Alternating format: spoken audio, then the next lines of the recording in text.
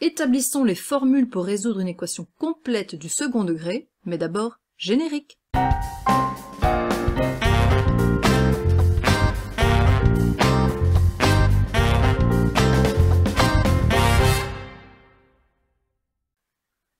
Dans l'équation du second degré, on va chercher à isoler x.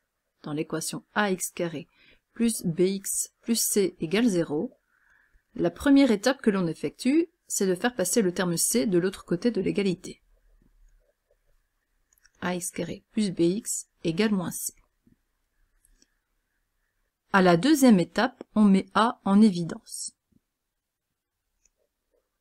On a donc a fois x carré plus b sur a fois x égale moins c.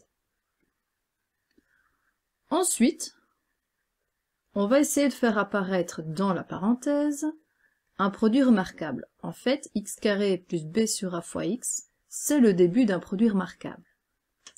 Il faut donc qu'à l'étape suivante, on puisse écrire a fois, entre parenthèses, le carré d'une somme. On va forcément reconnaître ici x, et comme b sur a fois x, c'est le double produit du produit remarquable, ça veut dire que le terme manquant ici est b sur 2a. Mais si je redéveloppe ce carré, il me manque un terme dans la parenthèse au-dessus de cette ligne. Il manque b carré sur 4a carré.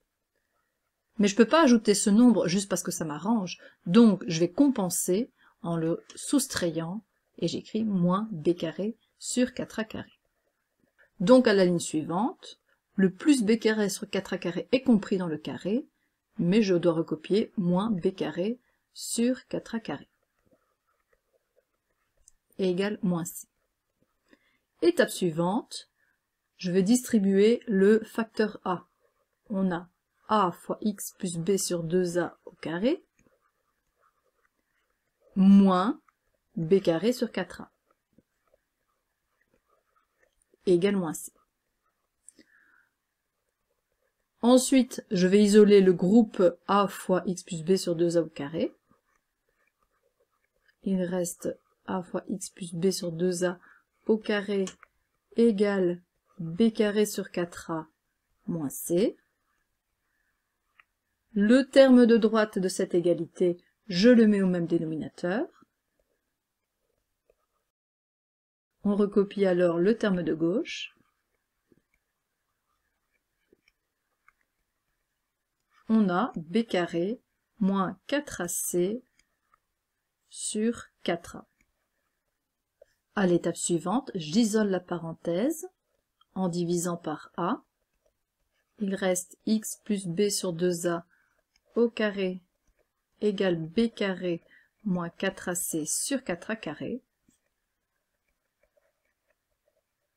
Et on a décidé d'appeler b carré moins 4ac le discriminant. Et pour cela, on utilise une lettre. On utilise la lettre delta. On pose delta égale b carré moins 4ac. Et finalement, l'équation qu'on cherche à résoudre s'écrit x plus b sur 2a au carré égale delta sur 4a carré. Pour pouvoir trouver la valeur de x, il va falloir enlever ce carré et donc prendre la racine carrée du terme de droite de l'égalité. La racine carrée du dénominateur, donc celle de 4a carré, existe et vaut 2a, pas de souci. Par contre, pour le numérateur, tout dépend de son signe. Si delta est positif, on peut calculer sa racine carrée. Si delta vaut 0, c'est aussi possible. Mais si delta est négatif, on ne pourra pas calculer sa racine carrée.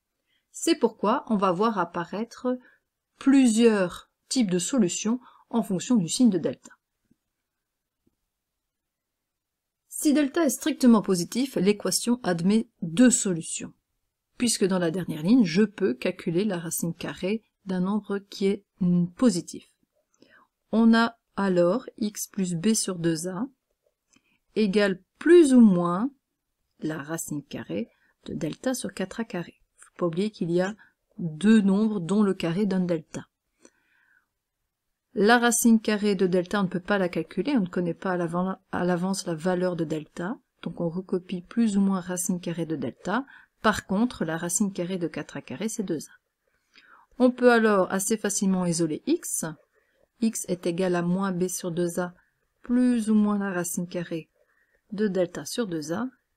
Et finalement, comme au dénominateur on a exactement la même expression, on peut écrire une seule barre de fraction, moins b plus ou moins racine de delta sur 2a. On retiendra donc que si delta est strictement positif, il existe deux solutions à l'équation du second degré, que l'on note x1, x2, et qui sont données par la formule moins b plus ou moins racine carrée de delta sur 2a. Delta s'appelle le discriminant et est donc une étape intermédiaire au calcul des racines. Si delta vaut 0, l'équation admet une seule solution. Effectivement, la dernière ligne qu'il nous reste, c'est x plus b sur 2a au carré égale 0. Comme 0 au carré est égal à 0, il faut que x plus b sur 2a soit égal à 0. Et donc, x est égal à moins b sur 2a. On retiendra donc que si delta vaut 0, l'équation du second degré possède une seule racine qui est donnée par x1 égale moins b sur 2a. Enfin, si delta est strictement négatif, je ne peux pas calculer la racine carrée de delta, et donc l'équation ne possède pas de solution.